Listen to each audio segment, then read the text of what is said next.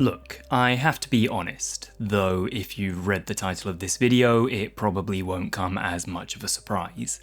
I don't usually like point-and-click adventures. I'm in my 30s, but when I was a kid, it kind of felt like they were already on their way out. I never really got into the likes of Monkey Island or Grim Fandango. I guess I sort of remember enjoying, rather specifically, Broken Sword 2, but the fact that its developers Revolution are still going and apparently released a second remaster of the original Broken Sword last year was news to me. I just haven't really paid them much mind, well, ever. I know there's developers out there who've been making them consistently and are still going strong. Wadjet Games in particular jumped to mind as the studio for them in recent years. They've been working on them for well over a decade now and have established something of a cult following, with this year's release Old Skies being very well received. But still, to me, the genre feels, dated. Whenever I have tried them, I've not really managed to get into them, but the lack of attention I've given them does mean I've missed what might be something of an indie resurgence in the space, and while I'm probably not qualified to pick out the best of those, highlights include Clifftop Games' Cafe Rain series, Lamplight City and Rosewater from Grundislav Games, and last year's Locomotive, the debut title from Robust Games. To loop round to the Drifter, that last one, Locomotive, was made with the assistance of PowerQuest, which is a Unity tool for making 2D point-and-click games created by the Drifter's developer Powerhoof. Unsurprisingly, the Drifter was also made in PowerQuest. I mention it not only as a borderline interesting tidbit, but also to highlight Powerhoof's dedication to the genre. Their other full releases, Crawl and Regular Human Basketball, are about as far from point-and-clicks as you're likely to find, but there's a wealth of almost a dozen smaller, free adventures on Powerhoof's itch.io page, link in the description, without which the Drifter mightn't be the triumph I'm about to tell you it is.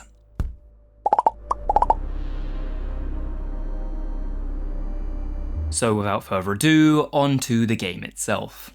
I'm going to permit spoilers up to the end of the first of the Drifter's 9 chapters, or, to put it another way, spoilers as large as those in the game's own Steam description. Primarily that your character, Mick Carter, the eponymous Drifter, is murdered within the game's first hour, unceremoniously dumped in a body of water with a bag over your head, arms tied behind your back, and a weight dragging you down into the abyss.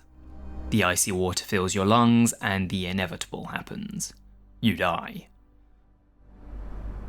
Fortunately for you, the player, and I suppose Mick himself, that's not game over, as a few seconds later he returns to life. He's not been revived though, rather he's travelled back in time to the moment he was thrown into the water, and this time, with an inkling of what's going on around him, knows to hold his breath until he manages to cut himself loose and escape his fate.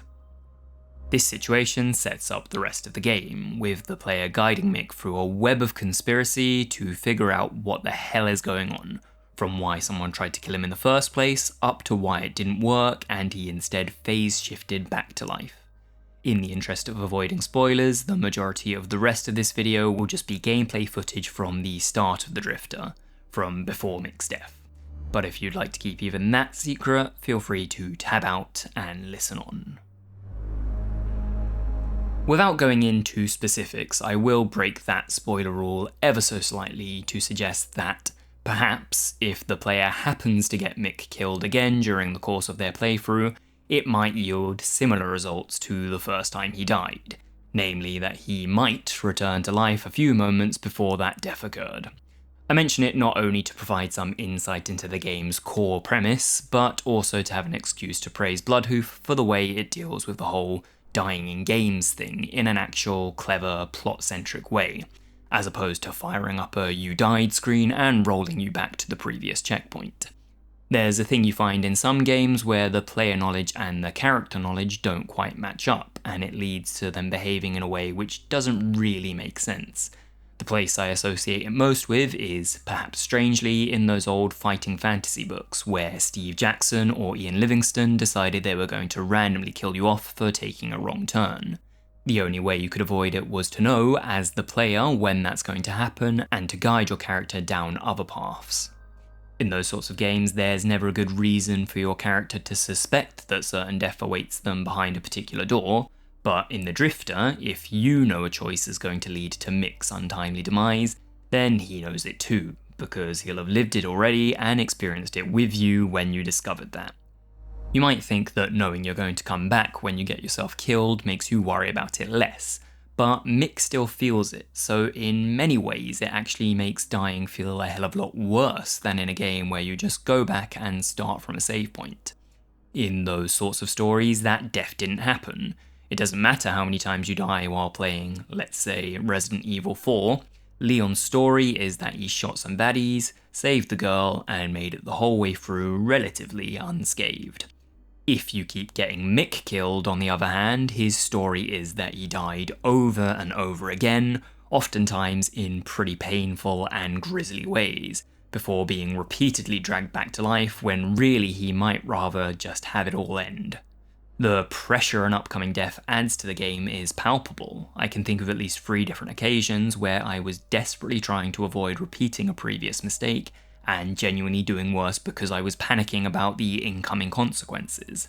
That probably wasn't helped by my usual avoidance of anything too horror-oriented, and while there were a couple of moments that made me jump, I do have a pathetically low tolerance for that sort of thing, it's worth mentioning that the game leans a lot more into suspense and atmosphere rather than what some might call, myself included, the cheaper horror tricks like jump scares.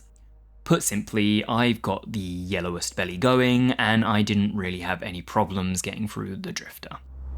Outside of its death mechanic, the Drifter plays out in much the same way as you might expect from any other point-and-click game. Mick can usually travel between a handful of locations, speaking to characters and collecting items which go into a drop-down inventory. He sort of has 2 inventories. One for his actual items, which are used in various situations across the game, and another for his thoughts. The items are used as you'd expect, and implemented in blissfully straightforward ways. I never found myself using an item with every other item, trying to brute force the game's logic, though you are occasionally rewarded with some funny dialogue if you, for example, attempt to use a brick on someone who's been a little rude to you. The other inventory, what I'm calling Mick's thoughts but is referred to as topics in the game, contains key plot points that Mick has discovered or remembered, or, if you prefer, questions that he needs answered. These are your primary resource in conversations with other characters, and something I really enjoyed in the Drifter. Rather than go through a dialogue tree or pick from a handful of questions specific to that person, players instead select a topic to ask them about, provided it would make sense to do so. As I've said before, I'm not particularly well versed in other point-and-clicks, so aficionados might well be shouting at their screen about how it's nothing new and inspired by Secret of the Grim Tentacle 3, but I think it's a relatively novel approach, and one that I certainly found a lot easier to engage with than what I've typically experienced in the genre. Once you've discussed a topic with them, any useful information they gave you is displayed when you hover on it. There's no need to have that jarring repeated dialogue which, while often accepted in video games, feels bizarre to me and can get frustrating when you're going over options trying to find a particular piece of information. Design choices like the one just mentioned made for a user experience which I don't feel I often get with point-and-click games. Perhaps you could argue that the level of challenge is toned down because of it, but I still had to work things out. It's just that in the Drifter, it felt like the game was, for the most part, trying to help me do that, rather than obfuscate things in the name of difficulty. I think that's one of the reasons I've typically not got along with the genre, with the other being that, for me to personally find them engaging, the rest of the package is also going to have to really pull its weight. Primarily that means the story, which I'll touch on a little more in a moment, but then also the art, music, sound effects, and voice acting. I think the Drifter's art speaks for itself. For me personally, it's one of the most gorgeous examples of pixel art going, particularly in its more lively moments. There's fantastic examples of that in the game's trailer, but to be honest I'd recommend not watching it, as while it definitely sells the vibe the Drifter is going for, it's a little heavy on the spoilers for my liking. The music as well, an example of which you'll be able to hear in the background right now, ties in fantastically throughout to contribute to the game's atmosphere. As you've got clear examples of both of those, the thing I think it's most worth zeroing in on is the game's voice acting. If your only exposure to Australian accents is from Bluey, you might experience some form of cultural whiplash once things start going wrong in the Drifter, which is, as you should be able to tell by now, pretty bloody early. Admittedly, I do have to credit Bluey with familiarising me with all the Aussie slang in the game.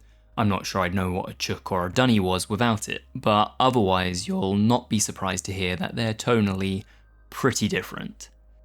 Sorry, the voice acting. Save one character, again something I'll touch on when I get to my brief, spoiler-free assessment of the game's story, they're all voiced superbly. For what it's worth, there's nothing wrong with the quality of that character's voice, and I'd assume the problem lies with direction rather than a choice from the actor, but that aside, everything serves to bring life to the world and keep players thoroughly engaged.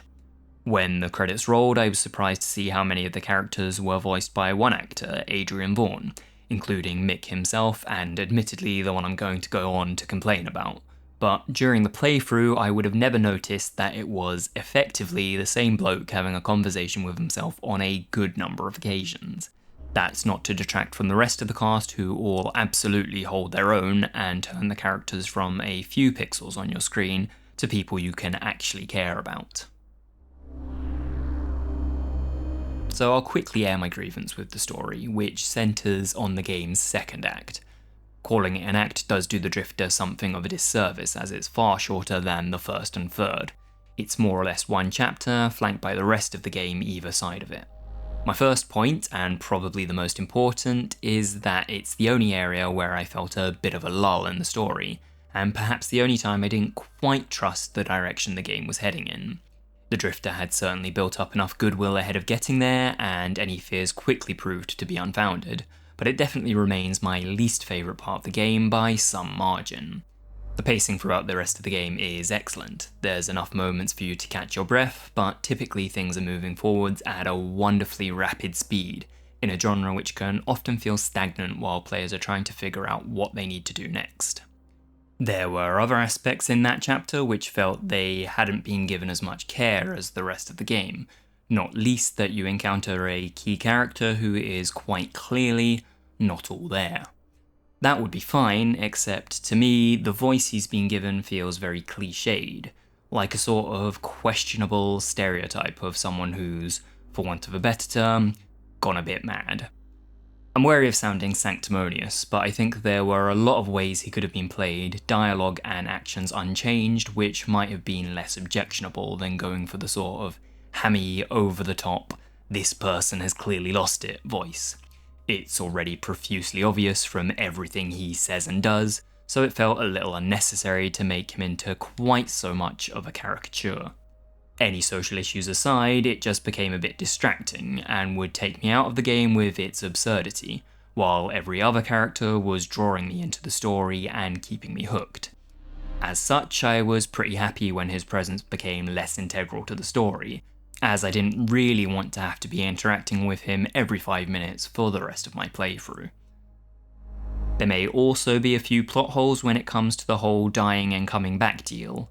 I have to admit that even if I tend to quite like things with time travel elements in them, the whole wibbly-wobbly timey-wimey stuff always confuses me a bit, so someone smarter than me might be able to explain why, or why not, the logic doesn't 100% track in certain places. For the couple of parts that I thought were a little skewed, I was happy to brush it off as me not quite getting it, rather than them being paradoxes. But if you're a real stickler for time travel having strict rules, then there might possibly be things that don't add up exactly as they should. Those issues were ultimately small blemishes on the story, and like I say, I'm not even sure the time travel stuff is one. I'd love to talk more about the many positives in the story, but doing so would require throwing out a bunch of spoilers. Suffice to say that all the twists and turns culminated in an excellent conclusion, which somehow tied up the dozens of questions the game presented over its 8-hour runtime. Unfortunately for me, Powerhoof have a somewhat wide range of interests, which means I might be waiting for a long time if I'm hoping for another point and click from them. Perhaps the Drifter will become a gateway drug into the genre for me. The cynic in me kind of doubts it, as I've tried to play some of the most well-reputed of those that have been released in recent years, and perhaps for the reasons I've mentioned earlier in this review, none of them have ever clicked in anywhere close to the way the Drifter did. Then again, I didn't have particularly high expectations for the Drifter, and now it's one of my favourite gaming experiences of 2025. Perhaps it's the gameplay, perhaps it's the story, perhaps it's just the overall vibe. Realistically, it's a combination of the three.